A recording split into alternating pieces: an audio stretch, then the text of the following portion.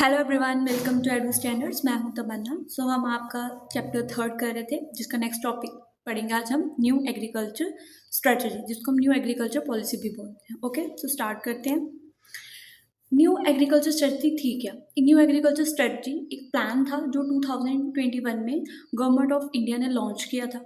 इसका मोटो नाम से ही पता चल रहा है कि एग्रीकल्चर को किस तरीके से डेवलप किया जाए, इन्हांस किया जाए, किस तरीके से उसमें मॉडर्नाइजेशन जो है लाई जाए। क्योंकि आपको पता है, जब हमने प्रॉब्लम्स पड़ी थी एग्रीकल्चर में, उसमें सबसे बड़ी प्रॉब्लम ये थी कि एक ट्रेडिशनल एग्रीकल्चर था और दूसरा था जो मशीनरीज वगैरह ये यूज़ नहीं करते थे, ट्रेडिशनली करते थे। ठीक है, तो एग्रीकल्चर को इम्प्रूव करना, उसके लिए एक प्लान लॉन्च किया गया था 2021 में, जिसको हम न्यू एग्रीकल्चर स्ट्रेटजी बोलते हैं। ठीक है, इनोवेशन से चेंज आना। इनोवेशन होता है कि किस चीज़ को बहुत ज़्यादा इम्प्रूव करते रहें। ठीक है, सस्टेनेबिलिटी लाना। सस्टेनेबिलिटी होता है कि आप एक चीज़ को जब कर रहे हो तो बाकी चीज़ों का भी ध्यान रखो। ठीक है, कि ये नहीं है कि आप एग्रीकल्चर कर रहे हो तो अपना इन्वायरमेंट बिल्कुल डिस्ट्रॉय कर दो, ऐसा नहीं करो। एक सस्टेन लेवल पे आप जो है वो फार्मिंग करो और उसको बढ़ाओ। ठीक है, सो एग्रीकल्चर पॉलिसी के बीच में एग्रीकल्चर को इम्प्रूव करने के अलावा जो चैलेंजेस थे, जैसे कि क्लाइमेट चेंज, सॉइल डिग्रेडेशन, ठीक है, इनको भी बताया गया कि इनके लिए हम क्या कर सकते हैं।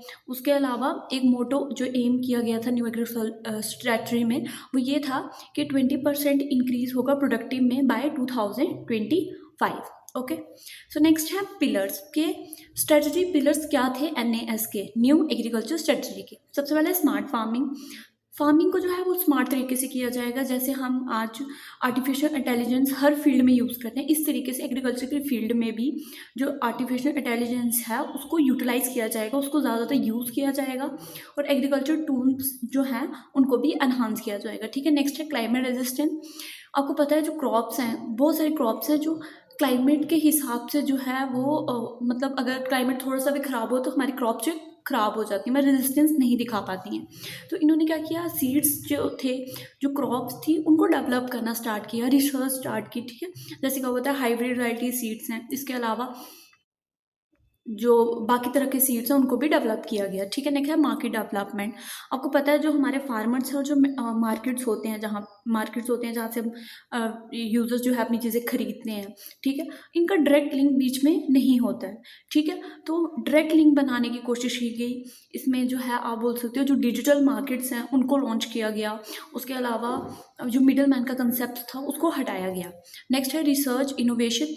इस पॉइंट को आप सेकंड पॉइंट से जोड़ सकते हो क्लाइमेट रेजिस्टेंस वाले पॉइंट से, क्योंकि आपको पता है जब सीड्स को हम अच्छा कैसे कर सकते हैं, ऐसे सीड्स कैसे बना सकते हैं जो कि क्लाइमेट्स को सह सकते हैं पॉइंट तक। जब हम रिसर्च करेंगे, जब हम डिफरेंट डिफरेंट सर्च लेंगे, उनका फर्टिलाइजेशन करेंगे, ठीक है, टेक्नोलॉजी यूज़ करेंगे, उसी से होता है। तो रिसर्च इनोवेशन क्या है, सीड्स के अलावा बाकी टेक्नोलॉजीज़ भी जो हैं उनको भी किस तरीके से इम्प्रूव किया जाता है, इसके लिए जो रिसर्च सेंटर्स जो हैं वो बनाए गए।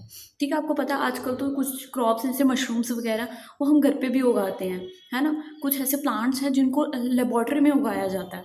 नेक्स्ट है फाइनेंशियल इंक्लूजन। इसका सिंपल मतलब है कि जो फार्मर्स हैं उनको फाइनेंशियल, मतलब जो भी गवर्नमेंट पॉलिसीज निकालती है फाइनेंशियली सपोर्ट करने के लिए, फार्मर्स को उन चीज़ों को पता ही नहीं होता है, तो इसी वजह से उनको क्या होता है, वो उन चीज़ों का फ़ायदा नहीं उठा पाते हैं।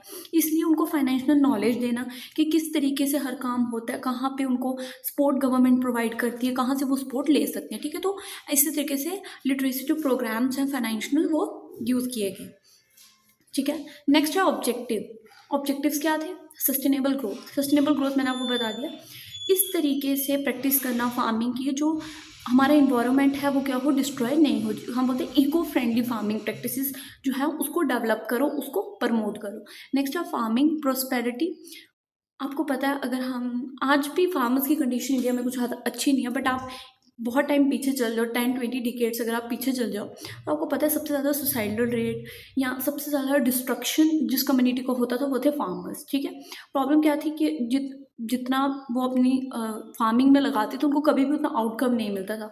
तो किसान हमेशा गरीब हालत में रहता था, जिसकी वजह से क्या होता था, at the end suicide rate जो इंडिया वो बहुत बढ़ रहा है। तो फार्मिंग की प्रोस्पेरिटी करो, इसका मतलब है फार्मर्स की जो इनकम है उसको इंक्रीज़ करो।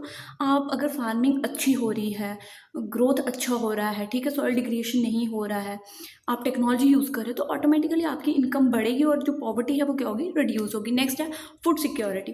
फूड सिक्योरिटी आएगी जैसे कि ग्रीन रेवोल्यूशन आया था, जब ग्रीन रेवोल्यूशन आया था जो हमारा आप बोल सकते हो ग्रोथ है, प्रोडक्टिविटी है, वो बहुत ज़्यादा बढ़ गई थी, मतलब 10 टाइम्स जो है वो इंक्रीज़ हो गई थी। तो जब क्रॉप अच्छी होंगी, आप न्यू टेक्नोलॉजी यूज़ करोगे, ठीक है, इनोवेशंस लाओगे, सस्टेनेबल ग्रोथ करोगे, तो ऑटोमेटिकली जो फूड सिक्योरिटी है वो आ जाएगी। अगर ज़्यादा खाना उगेगा तो वो तुम्हें सस्ता मिलेगा मार्केट में, ठीक है।